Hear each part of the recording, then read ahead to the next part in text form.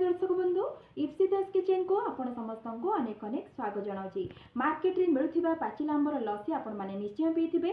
एबळी खरा गरम रे पाचिला आंबर स्वाद एवं बास्ना रे भरपूर ठंडा ठंडा गोटे ग्लास लस्सी पी देले माइंड पूरा रिफ्रेश हो जाए। तेणु मु आज आपण माननको पाचिला आंबर लस्सी बने की देखिबी। वीडियो को स्किप न करी फुल वॉच करंतु। यदि वीडियो भलो लागिबो चैनल को लाइक शेयर एवं सब्सक्राइब करि नेबे। फ्रेंड और रिलेटिव्स शेयर करेंगे।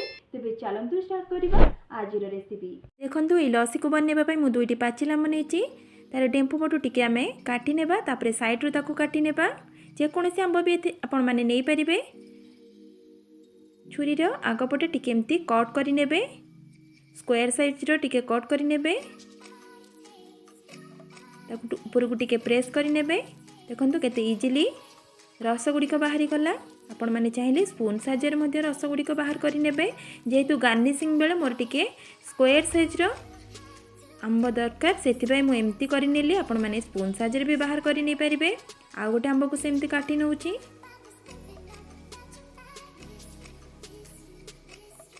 केते सुंदर देखा जाउची देखंतु पूरा इजिली भी बाहरी जाउची। एबे सब आंब को मु बाहर कर नेली। गोटे मिक्सिंग जार नबा सेतिरे सब आंब जूस को दे दबा। फ्रेश दही मुझे 1 बाउल चीनी को ऐड करिबा। अल्प गुजराती गुंड को ऐड करिबा भल फ्लेवर आसापी। किसी आइस क्यूब को देबा। जेहेतु लस्सी आम ठंडा ठंडा पी था से मुझे आइस क्यूब देउची। ताकू ग्राइंडिंग कर नेबा। देखो ग्राइंडिंग कर नेली।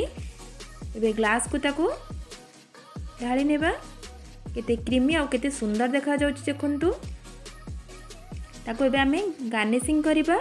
गार्निशिंग पाई किछि काजू को मेथी हल्का काटिकी रखी छोट छोट करिकी। आपण माने को पसंद अनुसार आपण माने जेकोसी जिनस भी नहीं पारे। गार्निशिंग पाई एठी दुईटी किसमिस को दे देबा। ता ऊपरे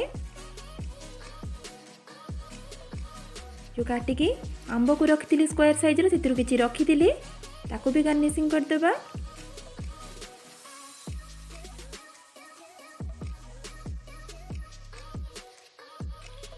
तापर किसी टूटी फुटी को मुझे देदेली। देखो केते सुंदर देखा जाउची। ताला हमर रेडी हो गला पाचिला आंबरे ठंडा ठंडा लस्सी। आपण माने निश्चित एटा बनांतु। खरा दिने बने कि तार मजा उठांतु। बने सारा पर आपण मानको मतामत मते कमेंट सेक्शन में जणाइबे। आपण मानको किपरि लागला। ताला आज पई रहूची नमस्कार बाय जय जगन्नाथ।